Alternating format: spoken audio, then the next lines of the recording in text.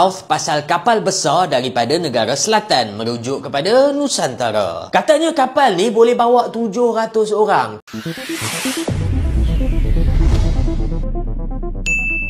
Assalamualaikum warahmatullahi wabarakatuh. Salam jumpa lagi dengan kami di channel ini. Semoga semuanya selalu dirahmati oleh Yang Maha Kuasa. Ya, kita ketahui negara tetangga selalu menggaungkan konsep ala Melayu, tamadun Melayu dengan segala kemelayuannya. Bagi negara tetangga, Indonesia itu adalah bagian dari alam Melayu, sehingga segala sesuatu seperti budaya, bahasa, sejarah, dan lain-lain yang ada di Indonesia adalah bagian dari budaya dan sejarah Melayu. Statement yang paling sering diungkapkan oleh negara tetangga bahwa dulu Indonesia dan Malaysia belum ada, sehingga tidak mengherankan jika semuanya adalah milik bersama. Misalnya Candi Borobudur adalah karya hebat orang Melayu, situs Gunung Padang pun juga adalah karya hebat nenek moyang Melayu, termasuk budaya, tarian, musik, kuliner, dan lain-lain. Dan di awal 2024 terkuak sebuah cuitan dari seorang sejarawan Prancis, Serge Jardin, yang mengoreksi karya ilmiah dari dua ahli sejarah negara jiran yang mengulas tentang kapal Jong Melayu. Ia mengatakan dua sejarawan ini menampilkan fakta salah berkaitan sejarah pelayaran Melayu dan mempersoalkan kredibilitas jurnal akademik tempat ia diterbitkan. Dalam satu catatan Facebook, Serge Jardin mempersoalkan gambar yang digunakan dalam jurnal akademik mereka untuk menunjukkan model kapal Jong Melayu, yang mana dalam keterangannya ia mengatakan sejenis kapal layar yang berasal dari Jawa Indonesia yang digunakan secara meluas oleh pelaut Jawa, Sunda, dan kemudian pelaut Pegu dan Melayu. Gambar sebenarnya yang ditunjukkan adalah kapal kargo sejenis kapal kargo dari Cina.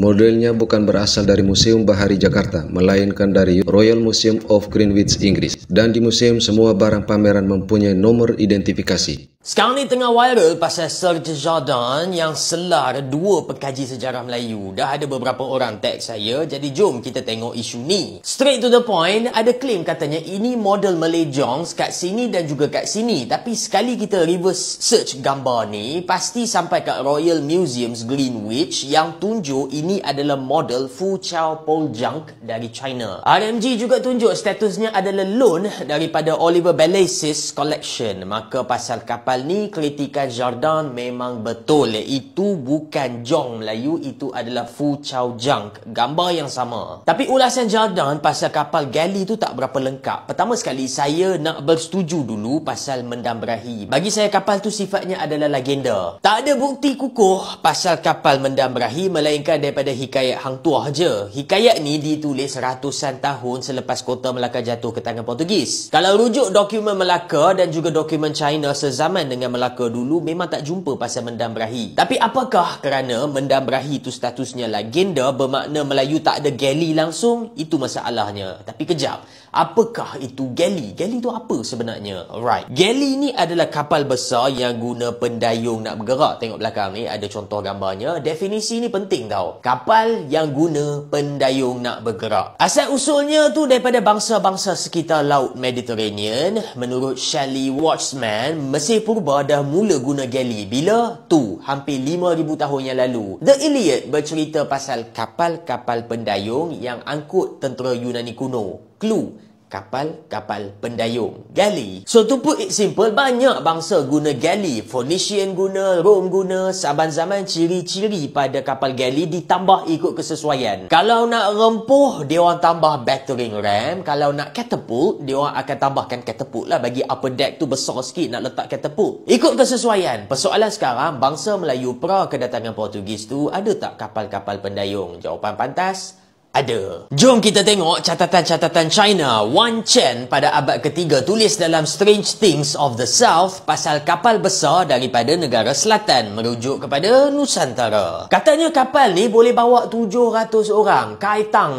pada tahun 260 selepas Masihi lah bercerita pasal Jong Melayu yang ada 7 tiang layar. Dia namakannya Kun Lun Po. Po tu berasal daripada perahu. Sekarang kita ambil catatan penjajah iaitu Alfonso Albuquerque. Dia tulis macam mana armada perang Melaka waktu berperang dengan Portugis. Orang Melayu katanya lebih suka guna kapal perang yang bergerak. Here it comes. Bergerak dengan pendayung. Dah serupa dah tu dengan galley. Kapal-kapal Melayu masa tu adalah lancaran, penjajah, kelulus. Maka ikut definisi rasmi galley, Nusantara ada je galley. Kapal pendayung cuma disesuaikan ikut kehendak setempat, sama macam tamadun-tamadun lain yang tambahkan battering ram, yang tambahkan catapult. Apakah galley Nusantara sama macam galley Iberia? Sudah pastilah tak sama. Tom Pires memberitahu macam mana kelulus Jawa ni diukir bagi ada gambaran ular ataupun naga. Panjang lagi dia gambarkan sifat elegan kelulus tu. Tapi dia tekankan ada pendayung. Jadi kalau nak ikut definisi galley tu mesti kena sama macam kapal Iberia iaitu Portugis. Ya, kapal jenis tu muncul selepas kejatuhan Melaka. Tapi kalau nak ambil kira definisi umbrella term iaitu galley, kapal-kapal pendayung Nusantara dah ada galley dah. Cuma lebih mudah difahaminya sebagai perahu-perahu ataupun kapal-kapal kecil yang dah pun serupa seperti galley, cuma diadaptasi bagi sesuai dengan taktik perang Melayu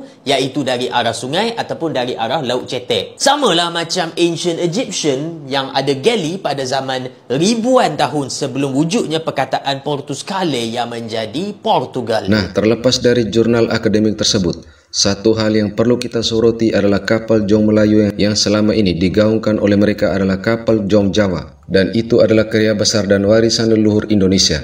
Dan tentu ada yang bertanya, apakah tidak boleh peneliti luar negeri meneliti atau menulis tentang negara lain?